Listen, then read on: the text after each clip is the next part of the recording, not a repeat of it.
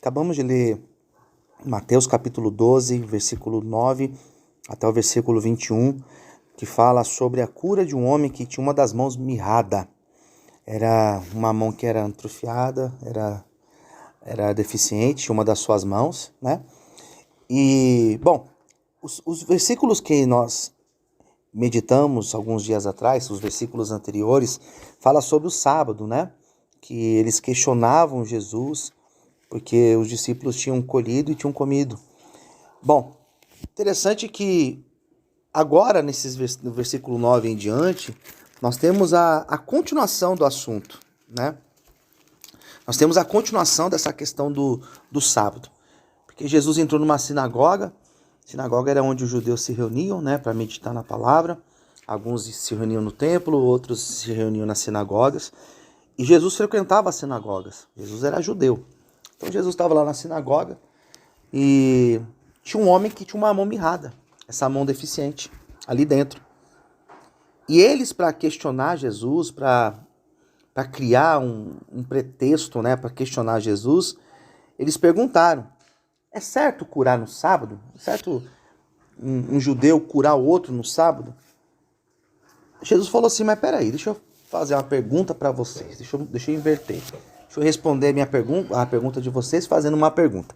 Se vocês tiverem uma ovelha, e essa ovelha cai num buraco no sábado, ela está andando no pasto, ela cai no buraco, vocês vão tirar ela do buraco, vocês vão deixar ela ficar no buraco lá até o outro dia e correr um risco de morrer? Daí alguém disse: bom, eu acho que a gente vai pegar a ovelha. Você, então, peraí, se vocês acham que tirar a ovelha de um buraco pode ser feito no sábado e curar uma pessoa no sábado não pode ser feito, acho que alguma coisa está errada aí. Será que vocês estão achando que a ovelha é mais importante do que um ser humano? A ovelha é mais importante que uma pessoa, né? O que Jesus estava questionando para eles? Não era somente a questão dos valores, né? A gente falar que uma pessoa vale mais que um pássaro, vale mais que uma ovelha, vale mais que um boi. Não é somente isso que Jesus está colocando. Mas ele está mostrando que nós somos importantes. O ser humano é importante. E todos nós. Não importa se a pessoa é cristã, se ela é judeu, se ela é de alguma religião afro, se ela é budista, não importa. Todos nós somos importantes para Deus. Todo ser humano. Desde aquele pior criminoso, aquela pessoa que é homicida, até aquela pessoa que está lá só fazendo bem. Todos nós somos importantes para Deus. E Jesus, ele falou acerca dessa importância. Ele falou assim: vale um homem igual uma ovelha, ou menos que uma ovelha? É certo fazer o bem no sábado. Nós temos que fazer o bem no sábado. Porque não adianta você guardar o sábado. Olha a questão que Jesus estava colocando para eles.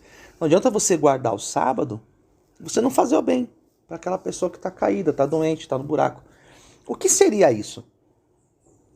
O que adianta a gente estar na igreja e não fazer o bem para o outro? O que adianta a gente falar que é cristão, que acredita na Bíblia, né? Eu vejo você com fome e eu não te dou um pão para você comer. O que adianta? Jesus estava colocando essa questão, porque os judeus eram muito religiosos, mas eles tinham essa dificuldade de fazer o bem para o outro. E Jesus, quando ele resume todos os mandamentos, os 10 mandamentos, todos os mandamentos da Bíblia, eles estão centralizados naqueles 10. O decálogo, né? Os 10 mandamentos. Todos os mandamentos do Antigo Testamento, se você resumir todos, viram 10. E aqueles 10, Jesus resumiu em 2. Amar a Deus sobre todas as coisas e amar o seu próximo como a si mesmo. Então, toda a lei, não adianta você fazer toda a lei se você não ama ao próximo, se você não ajuda ao próximo. Daí Jesus falou assim: é certo fazer sim, é certo. Cadê o homem que está a mão mirrada? Daí diz aqui o texto que ele chama aquele homem que estava com a mão mirrada e Jesus falou: estende a tua mão. Versículo 13. Estica a tua mão aí. Ele foi e esticou a mão. Na hora que ele esticou a mão, a sua mão ficou sã como a outra. Esse milagre foi muito importante. Porque aquele homem que tinha a mão mirrada, pessoa que tinha a mão mirrada, que tinha algum membro atrofiado, essa pessoa que tinha uma deficiência física, sofria muito preconceito naquela época. Hoje em dia, as empresas contratam gente com deficiência física. Hoje em dia tem pessoas que andam de cadeira de rodas e as empresas contratam, né? Mas nessa época aqui, a pessoa sofria muito, até porque o trabalho nessa época era um trabalho mais braçal, mais manual, né? E essas pessoas, elas viviam numa condição muito terrível. Ela não poderia frequentar os mesmos lugares porque ela sofria rejeição. Então, quando Jesus cura esse homem, não estava somente curando ele, estava dando uma nova vida para ele. Estava dando a chance dele trabalhar, dele ter a família dele, né?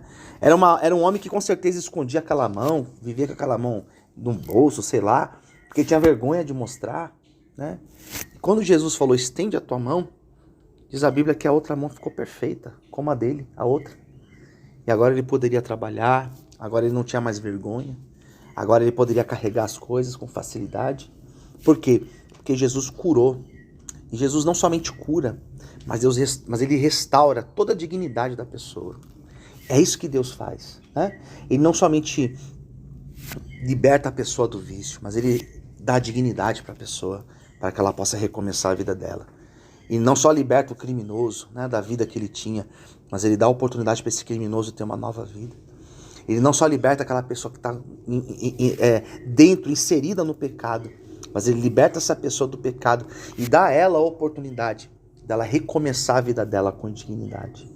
Eu acho esse texto maravilhoso, porque parece simples, né? É um homem doente que tinha mão problemática e foi curado. Mas não é isso. Não é apenas isso. Não é apenas isso.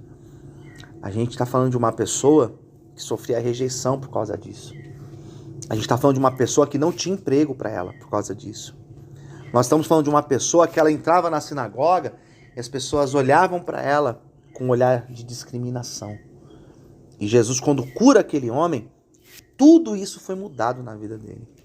Essa capacidade de mudar a nossa vida em tudo, é só Deus que pode fazer. Só Deus que pode dar a oportunidade para a pessoa conseguir um novo emprego, uma nova vida, uma nova família, né? Um novo sonho, uma nova história. Somente Deus pode fazer isso. E esse mesmo Jesus que curou esse homem, ele tem poder de curar as nossas vidas também, em tudo aquilo que nós precisamos, amém? E os fariseus, quando viram aquilo, olha que coisa, né?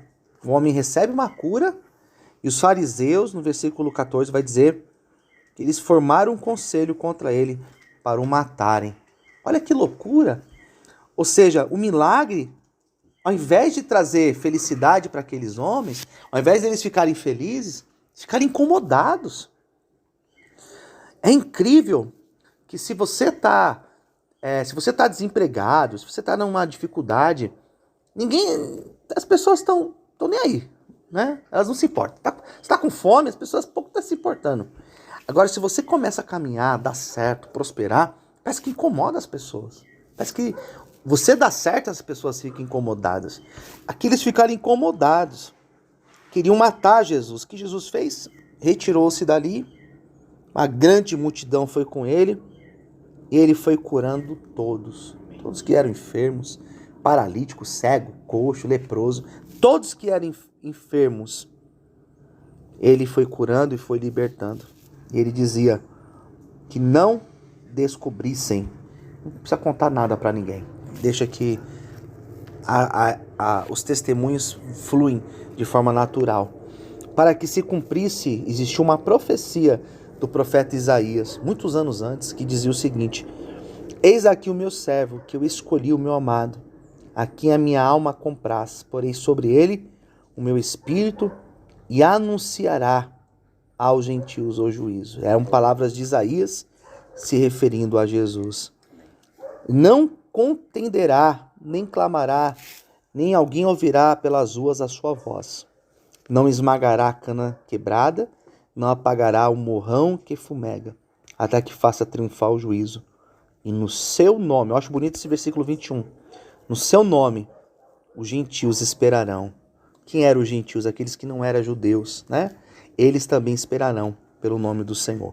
Bom, queridos, o que nós podemos extrair desse texto como lição?